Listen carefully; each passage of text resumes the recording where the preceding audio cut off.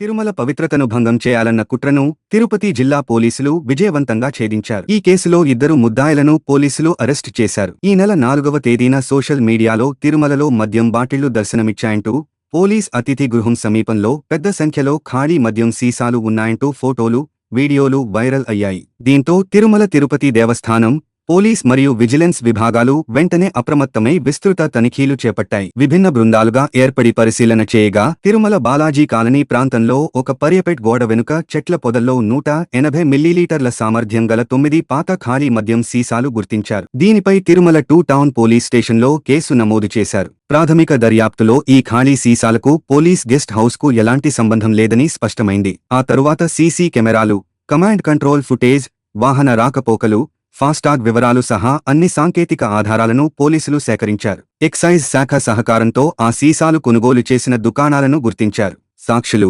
వీడియోలు చిత్రీకరించిన వ్యక్తులను కూడా విచారించారు. దర్యాప్తులో బయటపడిన సంచలన విషయమేంటంటే, తిరుపతికి చెందిన ఒక రాజకీయ కార్యకర్త మరికొందరితో కలిసి ముందస్తు ప్రణాళిక ప్రకారం తిరుపతి నుంచి పాత ఖాళీ మద్యం సీసాలను తీసుకొచ్చి తిరుమల బాలాజీ కాలనీ ప్రాంతంలో కావాలనే పడవేశారు. అనంతరం వాటిని వీడియోలు తీసి సోషల్ మీడియాలో వైరల్ చేయించారు. ఈ వ్యవహారంలో మీడియా ఫోటోగ్రాఫర్లు కూడా భాగస్వాములయ్యారని పోలీసులు గుర్తించారు. తిరుమల పవిత్రతను దెబ్బతీసి టీటీడీకి, ప్రభుత్వానికి చెడ్డపేరు తీసుకురావాలన్నదే ఈ కుట్ర వెనుక అసలు ఉద్దేశ్యమని పోలీసులు వెల్లడించారు. ఈ నేరంలో భాగంగా మొదటి ముద్దాయి ఆళ్లపాక కోటి, రెండో ముద్దాయి మీడియా ఫోటోగ్రాఫర్ మోహన్ కృష్ణను ఈ రోజు సాయంత్రం తిరుపతిలో అరెస్టు చేశారు. వారి వద్ద నుంచి 2 మొబైల్ ఫోన్లు, ఒక స్విఫ్ట్ డిజైర్ కారు, ఒక ల్యాప్టాప్ను స్వాధీనం చేసుకున్నారు. మొబైల్ ఫోన్లను ఫోరెన్సిక్ పరీక్షలకు పంపిస్తున్నారు. అయితే రెండో ముద్దాయి తన మొబైల్ను ఉద్దేశ్యపూర్వకంగా దాచిపెట్టి పోలీసుల దర్యాప్తుకు సహకరించడం లేదని అధికారులు తెలిపారు. ఈ కేసులో మూడో ముద్దాయి పరారీలో ఉండగా అతని కోసం ప్రత్యేక బృందాలు గాలింపు చేపట్టాయి.